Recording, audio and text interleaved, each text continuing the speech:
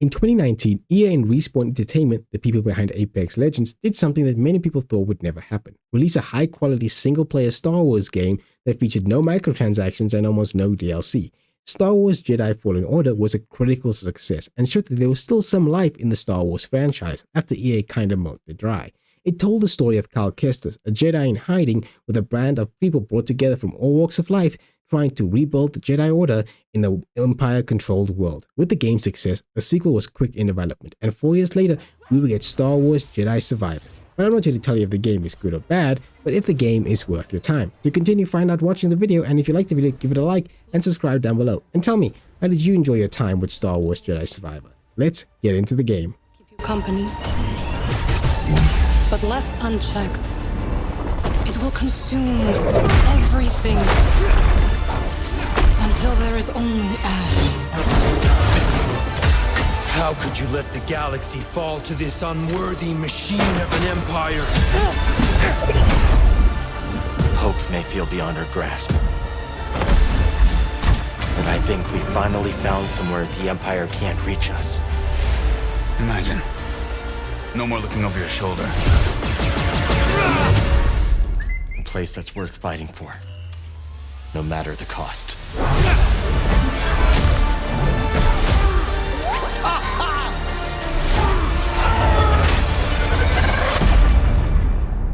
The story takes place 5 years after the events of the first game. The gang has parted ways and Kyle continues his fight against the Empire as a resistance fighter. After a failed mission, Kyle seeks out Grease to fix the Mantis, and while searching the planet for parts, he comes across a droid named Z who was on a mission for a Jedi in the High Republic. He learns that there is a planet called Telenor that is safe from the Empire. Thus begins a journey where he has to travel the galaxy looking for pieces of the map. Telenor, but this won't be easy, as not only is the Empire looking for it, but he also awakens someone that will impede his journey. This forces him to get the gang back together, and as they fight to finally be safe from the Empire once and for all. But doing this could mean giving up the fight. The story is still just as good as it was in the first game. It's still a small side story about this small group of people who are trying to either continue the fight against the Empire or do something that just will put themselves safe. There's a lot of really good things here. The best part about it is not just the writing and the voice acting, but the characters themselves. You really have to play the first game. And yes, they give you a small recap in the beginning. The best part about it is that these characters from the first game have changed a lot coming into this game. Kyle is continuing his fight against the Empire, and he sees that anyone that isn't trying to do that is giving up. While Sia is trying to protect the Jedi, Marin is looking to protect people, and Grease is just looking to, well, run his saloon. There's a lot of good here, and I really love that it's not this world-ending story, but a story of a group of people who came together for different reasons, trying to be safe. There's a lot of really fun things that this game does.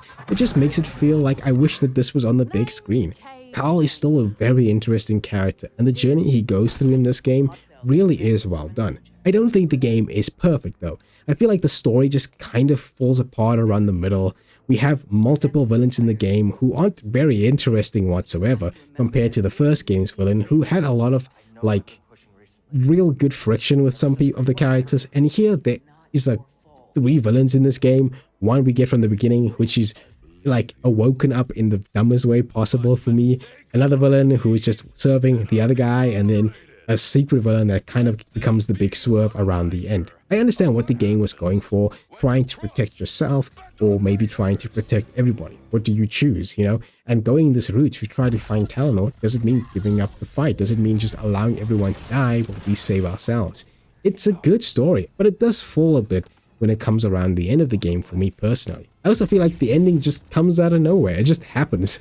I wish that we do get a third game because it feels like it was building to something and we finally got to this peaceful point, but it feels like there should be some more things here.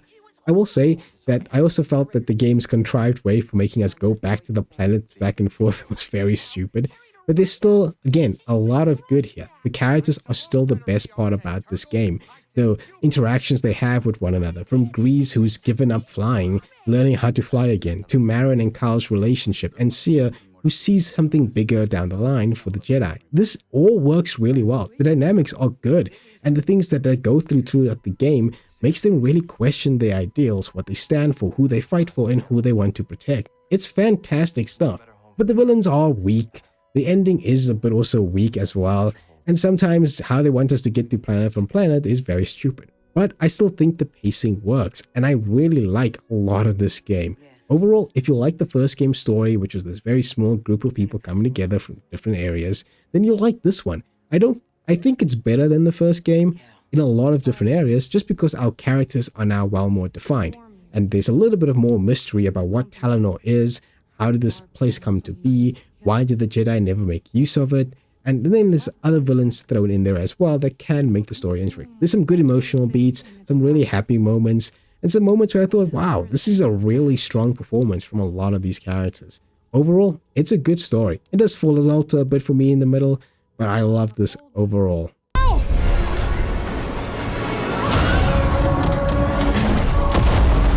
I can't believe this! Believe it!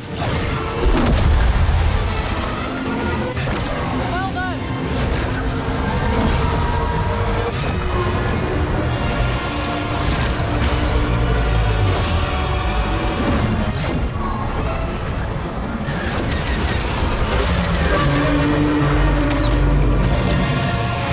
You got this, buddy!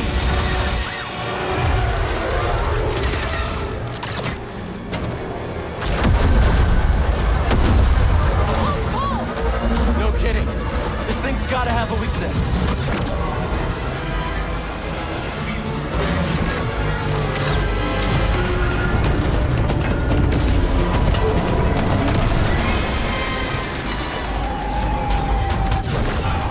On the graphics side, this game looks really good. For context, I played this on a base PS5 in performance mode because it just kinda looked weird in quality mode, but overall the game looks really good. Facial animations to the details in the saloon to just the planets overall. Everything here is done really well. I gotta admit, it's definitely a step up from the first game, but I can also see that the game can be a letdown in a lot of other areas. There's a lot of popping that happens. There's also some weird lighting effects that happen in the game. Like some points the game just feels that the lighting goes completely off, or there's this weird light texture that's just happening on the side, but that doesn't happen too often. There's also some weird blurring that happens in the customization menus. I don't know what it is, but it doesn't look good, especially some of the facial hair that you get and the hair in the game overall just does not look good. But once you get into the game, it kind of smoothens out and looks much better. Overall, it's a bit of a mixed bag. Sometimes the graphics look good, sometimes the graphics look pretty mediocre, and I just don't know what it is. It feels like the game just doesn't have a lot of quality straight through, but when it does look good, it looks good. Voice acting wise, everyone here reprises their role from the first game, and they all do a really good job. No one is phoning it in here. The music is very Star Warsy. I don't know what else to say. It's very Star Warsy. If you listen to any Star Wars music, it's there. I don't think there's any tracks that really stand out, but I will say that there are some good tracks in the game because there's a lot of stuff that you can play in the salon. Like you have a whole DJ and a whole track list, and they're not actually bad. There's some really good songs in here, so I think I really like a lot of the music in this one compared to the first one. Overall, a mixed bag of a package, but the voice acting and the audio side is very good. The graphics is a bit of a mixed bag, but tell me how you felt about it down below. Got a giant crater? Wow. I got it so easy. Guard the cliff, crush the locals, look at the scenery. Nobody's getting past me, not without a blaster hole in him. I wonder if I'll get promoted for doing such a good job. Then I'll get the other droids to guard the cliff. Oh, but then I won't see the scenery. Now that's a dilemma. Dilemma solved. When it comes to gameplay, Fallen Survivor takes everything from the first game, reworks it and refines elements from it to fit in this game. The combat is still mostly the same from the first game. You have your normal attacks, heavy attacks, a block, a parry, a dodge. You still have the stamina system where if they break your stamina, you're vulnerable, or you break theirs, they're vulnerable. You have your force abilities such as throwing your lightsaber, a force pull, force push, and you also have the different fighting stances, long sabers and dual sabers, which we now get from the beginning of the game rather than halfway through the game. But they have added more, such as new force powers such as the Jedi Mind Control, which is actually pretty fun to do, Force Lift, a Force Crush, new stances such as the Cross Guard, where the attacks are slow but strong, and Blaster, where you fight with a blaster in one hand and a lightsaber in the other. One of my new favorite additions. And then a few other things, you know, such as enhanced pulling, which is you can do a force pull now 1 and 2 people, or force pull one enemy and then use his gun to shoot others. There's this fun use of the mind control Jedi move where you can take 2 people and control them and have them fight on your side. A lot more fun to be had. And of course, because you have more stances, you have more stuff to upgrade. The skill trees are actually pretty much almost the same as the first game, but again, there's a lot more fun additions and a lot more abilities that you can make use of in the game. You still have your meditation spots where you can spend your skill points, change your stances, or rest, which will reset your enemies and heal you, kind of just like Dark Souls. And of course, you can fast travel these meditation spots that you find all around the map. In addition, there are also perks, which basically alter your fight. Each perk costs perk points, and you only have so many points to allocate. So some perks can cost 3 points, while others can cost 1 or 2. It depends on how you want to use these. And some of these perks are really fun to use. Some include like the gambling one, where you can increase your experience by a lot. But if you die, you can't get back your experience. You know, stuff like that. Or it can even enhance certain moves, such as if you like throwing a lightsaber, you can make it so that your lightsaber does more damage. Or if you use the blast stance, you can make it that your blaster does more damage. So you can kind of make like a mini build for Cal. Think of it like the gem system in Hollow Knight. So most of those stuff are just enhancements and additions to the game. But what they have changed is your enemy types. They've added way more enemy types, both on the animal beast variety and the human variety. We don't even have stormtroopers like the normal game, but we have more now dark troopers, these much more heavier using force wielders. We have like heavier using like axes that can be used now. There's droids, they're a big addition. It's droids that are much heavier and harder to hit. Some of them can shoot rockets at you, some stormtroopers can fly, and now there's more of a mixed bag in combat, so you won't just have like double of one type of enemy, but multiple different types of enemies, so it can make combat quite hectic. Exploration is still just as fun in the first game, but that's also been expanded and reworked. I will say that the level design is still top notch. Like, this game's level design is fantastic. There are so many shortcuts that you can find, so many nooks and crannies that you can go into. Just like the first game, it's taken from this game and it's still just as good. In the first game, there were quite a few planets that you could explore, but in Survivor they've toned it down to basically 2 planets, but they are very big areas to explore, probably 2 times bigger than from the first game. As for the other locations, they're okay, but just not as big or as detailed as the planets. This can be either a good change or a bad change depending on how much you like the first game's areas. I will say the first planet you get put on is huge. Like, there's a lot to explore. There's so much that they even have mounts that you can ride from one place to another. That just tells you how big that is, because that was never in the first game. It was much more smaller and much more compact, and this time we're going wider and we're going even bigger than before. So it can be a good thing or a bad thing depending on how you see it. The game still has those Metroidvania elements into it, where areas are inaccessible without the correct ability, and of course if you play through the story, you will unlock that ability. But there's a lot to find and explore when you are in the world. You can find stim canisters, which you use to heal yourself in combat for BD1. Those are always the best chests to find in my opinion. Perk stones will give you perks or maybe even an extra perk point. Force stones will give you a health increase or a force increase, or maybe even a skill. You can even find Jedi temples, which act as these big environmental puzzles that you have to figure out. These are always fun to do. These give you perks.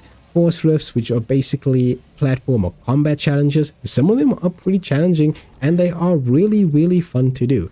But the thing you'll probably find the most in the world is customization items. Now, these customizations has been extended from the previous game. In the previous game, you could customize your lightsaber, BD1, and Cal's poncho. Even the Mantis can have some color variations. But they now have expanded customization. You can still customize your lightsaber. This time you can customize the color from the start. You can go way more in depth with the different materials, the different pieces that you want, colors, accents, even the wear and tear of it goes way more deep. The same with BD1, way more different variations for BD1, different colors, different materials, maybe even the wear and tear that can make him look polished or make him look beat down. It's really good and really fun to switch out. Whenever you find a new customization for your lightsaber, you always just want to test it out. The biggest addition is the customization for Cal. From the different hairstyles, beards, outfits, and pants, you can make him look really cool, or you can make him look really horrible with a bald head and a long mustache. The game says go for it, and it's so much fun to do. I even like some of the outfits in the game, which are really good outfits, by the way. My favorite was the bomber jacket and the commando look for it. I really love this look for it. I thought these were really cool. Now, I do think some of the customization options are really, really cool. But I will say I didn't really especially care for collecting it. After a while, when I started collecting a bunch of customization stuff, I just didn't really feel for it anymore. I was like, oh, cool, another lightsaber color, another BD1 color, another lightsaber style, or another jacket. I didn't really care so much for it. Some of them were cool, but really the game was really going hard with customization in this game. Even the special stores that you get in the game, where you will use a different monetary system, such as Jedi Scrolls, Pyrite Shards, or Data Discs, will give you different customization outfits for Cal. But again, those are cool, but I don't really care for it. Some of the items just felt like filler items. For example, you can find different outfits like the bomber jacket, but you must still find the different colors for it. Why not give it for me all at once? It's so weird. Like even the pants, you can find the pants for the bomber jacket, and then you have to look for the color separately. It's so weird. Even colors for your lightsaber and BD1 are separate collectibles. You find Inquisitor colors for BD1, you gotta find Inquisitor colors for your lightsaber. Those just feel very fillery. I felt like the game just was padded out so that people can still explore and look for stuff. Again, I love the exploration in this game. It's very addicting, but I don't need to go and like find all these different colors. After a while, I kind of just got bored finding these customization stuff. Speaking of filler, I have to talk about the saloon. In the beginning of the game, you're given access to Pyloon Saloons, which is operated by Grease. The goal is restoring the saloon to its former glory. You'll find people in the world and direct them to the saloon, and this will change the saloon in some way. Now, you do get a small incentive. You can find a DJ in the world where they can start playing music, you unlock a minigame through it, and you can get rumors or side quests in this opinion. But I will say, most of this leads to nothing. Like, most of the stuff and the people you find tell you stories about their lives, and they mostly don't lead to anything. Yes, it's world building and it's interesting, but a lot of it just feels like fluff, complete filler. For example, you can fill the fish tank in the saloon, and it's a multi-long side mission involving the character Captain Scuba, who you'll meet at various locations. Speaking to him will give you a fish, and then he'll regale you with his stories. But what do you get when you get all the fish? Nothing, except a full fish tank to look at. Sure, he'll tell you about his stories, but really, that's not even that hard of a side quest. You can find him in the world and then just talk to him. There's not much to do there. The same with the rooftop garden, which is also something from the first game. You could get seeds for Grease to plant in the Mantis, but this time it's been expanded where you can find seeds in the world and then plant to your heart's content on the rooftop garden. You find a gardener later on, and what do you get for all this planting of the plants? Nothing. You can just make it look really nice. Sure, that's fun, but like really, the gardener only gives you lore on plants. Again, I love it, the exploration, but this just felt very fillery. And talking to the people is this long multi-quest thing. When you come back, you got to talk to them again, because maybe they'll give you a rumor. Sure, it's interesting to hear some of the stories, but some of them are just very long-winded and very, very boring. I recommend activating the skip dialogue function, because you'll probably be doing that quite a lot, unless you really, really like the lore of Star Wars. Really like it. Another thing that can kind of annoy a lot of people in this game is just the amount of bugs in here. Look, there was nothing game-breaking, but they were very, very annoying. There's the one where they T-pose just before takeoff, which lasts like a full minute. There's the weird, like, jumping into the air when you're doing a finisher, which was always weird to look at. There was nothing that was super game-breaking, but I will admit it felt like this game had no quality assurance whatsoever. Like, if I paid full price for this on day one, I wouldn't be happy with the amount of bugs in this game. I've heard that the PC version has some pretty bad bugs, but I don't know if it's still like that, but do comment down below if it is. This game is around 20 hours long, probably going to last you around 30 hours for completionist sake. There's also a New Game Plus mode, and it has some new perks in that New Game Plus mode. Overall, this game is still good. Gameplay, still fun to do, combat is still really fun, the exploration is some of the best in the game, and the level design makes me wish that maybe Respawn could make like a true Metroidvania game, because it's so good in here. Everything feels crisp, and sure, the game has some extra stuff in it that feels like complete fluff in it. Like, I don't care so much for the saloon. Like, making the saloon better doesn't add anything to the game. Like, it doesn't make the whole area around the saloon better. It doesn't unlock new stores or anything like that. So why put it in? It just felt like a whole side thing that felt like fluff. But I did enjoy my time with this game.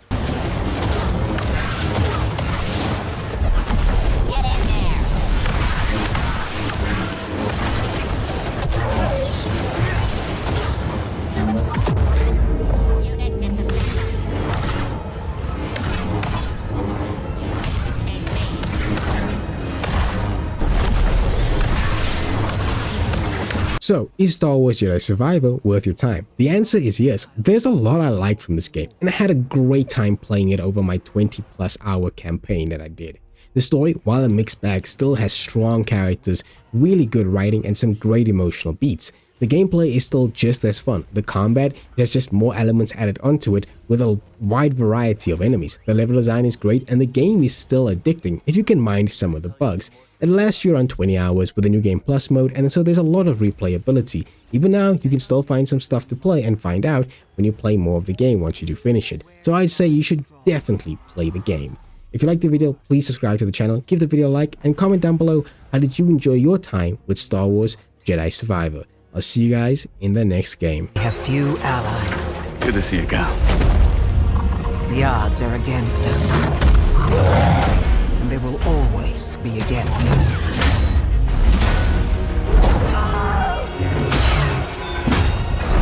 Now or never. Seems our destinies are intertwined.